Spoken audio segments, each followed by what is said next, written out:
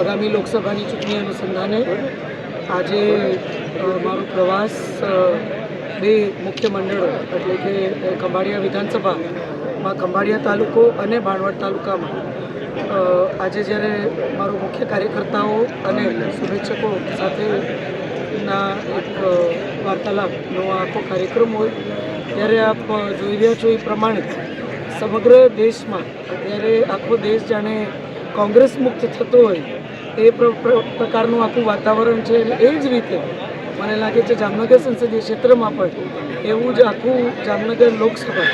કોંગ્રેસ મુક્ત થતી હોય એવું વાતાવરણ છે. એ કાલાવડ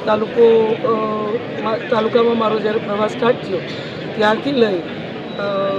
અને લગભગ ઘણા બધા કોંગ્રેસના કાર્યકર્તાઓ આપના કાર્યકર્તાઓ ભારતીય જનતા પાર્ટીમાં નરેન્દ્રભાઈના નેતૃત્વ ઉપર વિશ્વાસ કરી અને અમારા બધા જ કાર્યકર્તાઓના સતત પરિશ્રમ પર વિશ્વાસ કરી અને ભારતીય જનતા પાર્ટીમાં જોડાણા. એવી જ રીતે જામજોધપુરમાં પણ ચિરાગભાઈ કાલરિયાની સાથે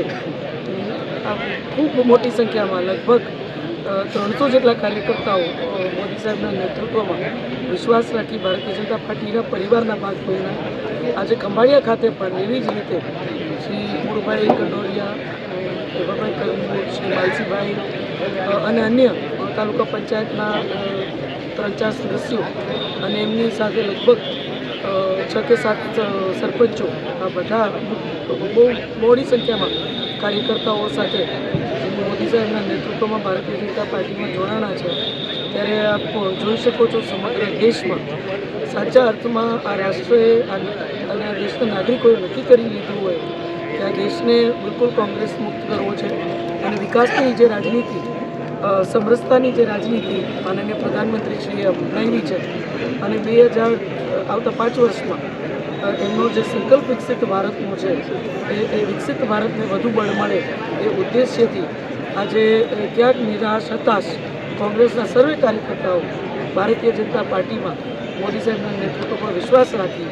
એક એમની વિકસિત ભારતની પરિકલ્પનાને સાકાર કરવા ખૂબ મોટી સંખ્યામાં જોડાઈ રહ્યા છે. ત્યારે મને ખાતરી છે કે જે પ્રકારની અપેક્ષાઓ આજે ભારતીય જનતા પાર્ટીની જામનગર સંસદીય ક્ષેત્રમાંથી છે એ આ ક્ષેત્રના સર્વ જાગૃત નાગરિક અને કાર્યકર્તાઓનો આટલો મોટો પરિવાર જે દિવસે દિવસે વધતો જાય છે એ સૌ સાથે મળી અને એ પરિણામ શક્ય કરશે એવી મને ખાતરી છે. ત્યારે આ પરિવારમાં જે કાર્યકર્તાઓનો ઉમેરો થયો છે એમનું આ તકે એમને આવકારું છું, એમનું સ્વાગત કરું છું અને મોદી સાહેબના નેતૃત્વમાં આપણે સૌ સાથે મળી અને વિકસિત ભારતની એમની જે પરિકલ્પના છે એમાં જામનગર સંસદીય ક્ષેત્ર એટલે જામનગર જિલ્લો અને દ્વારકા જિલ્લો મજબૂતીથી જોડાય એ પ્રકારે આપણે સૌ સાથે મળી સમરસતાથી કાર્યરત થાય અને આ ક્ષેત્રને મજબૂતીથી જોડી એવું આહ્વાન કરું છું.